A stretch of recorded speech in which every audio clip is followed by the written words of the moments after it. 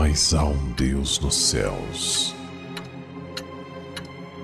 que revela os segredos. Ele revelou o que vai acontecer no fim dos dias.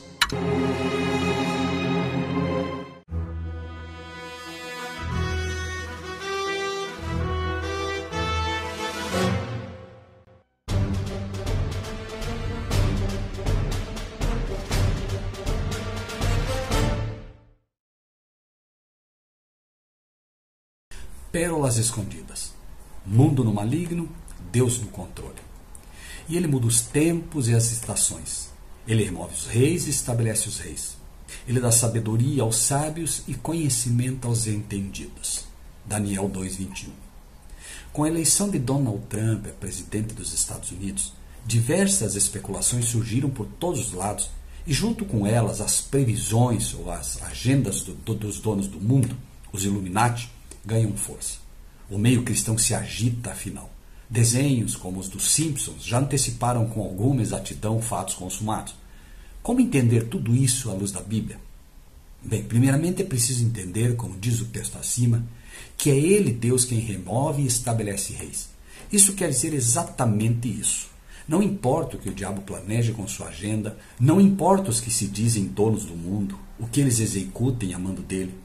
Tudo, absolutamente tudo, irá ocorrer somente se Deus assim o permitir. Permitiu que Nabucodonosor levasse cativo o seu povo. Permitiu que levantasse o maior império que o mundo já viu. Mas quando Nabucodonosor exigiu adoração, finalmente, quando imaginou que estava no controle de todas as coisas, quando disse, não é esta grande Babilônia que eu edifiquei para a casa real, com a força do meu poder e para a glória da minha magnificência, Daniel 4:30, imaginando ter sido rei por seu poder, imaginando ter edificado pela força do seu braço, foi destronado, perdeu a razão e como um animal qualquer passou a viver até reconhecer quem realmente estava e está no controle. Nada mudou.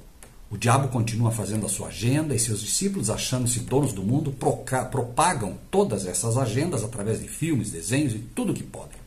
Confundem a permissão de Deus, quando deixa que o façam, com o poder deles mesmos e de seu rei, o diabo, apenas para finalmente perceberem, como Nabucodonosor, que no final, queiram ou não, terão que render-se àquele que está acima de tudo isso. Ele muda os tempos e as estações. Ele remove os reis e estabelece os reis. Ele dá sabedoria aos sábios e conhecimento aos entendidos. Isso está em Daniel, capítulo 2, versículo 21. O diabo, quando levou os homens a crucificar a Cristo, os fez colocar Cristo no meio, entre dois ladrões, tentando dizer ao mundo que Cristo era o pior de todos eles. Mas a lição será de que Cristo irá morrer como viveu, no meio. Como o único mediador entre Deus e os homens, estará sempre entre Deus e os homens, mas esta lição será apenas para os sábios e entendidos. Por quê? Porque no final Deus está sempre no controle. Se os fariseus mandassem alguém pegar a cruz que finalmente crucificou Jesus e na marcenaria onde foi feita, essa pessoa voltaria e diria: lá não tem nenhuma cruz para Jesus, tem uma para um tal de Barrabás. E nesta foi crucificado Jesus. Aquela cruz era para Barrabás, era para mim, era para você, era para qualquer um, menos para ele, porque ele não a merecia. Então não poderia haver uma cruz para ele. E por quê? Porque Deus estava e está no controle. Pilatos, um rei pagão, escreve em cima da cruz: Jesus Nazareno, rei dos judeus. Os fariseus pedem a ele que troque o título e coloque que ele disse que era o rei dos judeus. Mas Pilatos diz: o que escrevi, escrevi. E muitos dos judeus leram esse título, João 19:20. Por quê? Porque Deus estava no controle e a Escritura se cumpriria, quisesse ou não Satanás, seus anjos e seus seguidores. Pois Cristo havia dito a Nicodemos que quando fosse morto, muitos atrairia a si. Satanás conhece o livro de Salmos, pois o citou quando tentou a Jesus. E este livro lançava uma profecia: repartem entre si as minhas vestes e lançam sortes sobre a minha túnica. Salmos 22:8. Tendo, pois, os soldados crucificado a Jesus, tomaram suas vestes e fizeram em 4 partes, para cada soldado uma parte, e também a capa. A capa, porém, tecida toda de alto a baixo, não tinha costura. Disseram, pois, uns aos outros: não as rasguemos, lancemos sorte sobre ela para ver quem ficará com ela. E foi assim, para que se cumprisse a Escritura. Quase poderíamos ver Satanás procurando de todas as formas evitar que os soldados repartissem as vestes, ou que jogassem sorte para ver quem ficaria com a capa, pois não queria que a profecia se cumprisse. Mas Deus estava e está no controle. Os anjos caídos, nem todos homens ou mulheres ao seu lado, nem com nada, absolutamente nada, Satanás conseguiria evitar que a mesma se cumprisse. Assim foi e será sempre.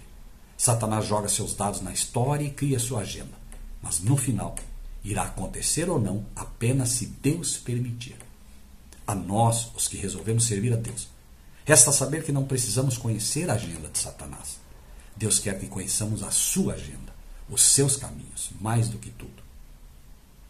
O teu caminho, ó Deus, está no santuário. Quem é Deus tão grande como nosso Deus? Salmo 77, 13. Através das profecias, principalmente de Daniel e Apocalipse, e através do santuário, nos mostra a sua agenda, o seu caminho, e nos mostra realmente o que interessa, para que não nos percamos e nos milhares e milhares de sinais e erros que o diabo nos quer induzir.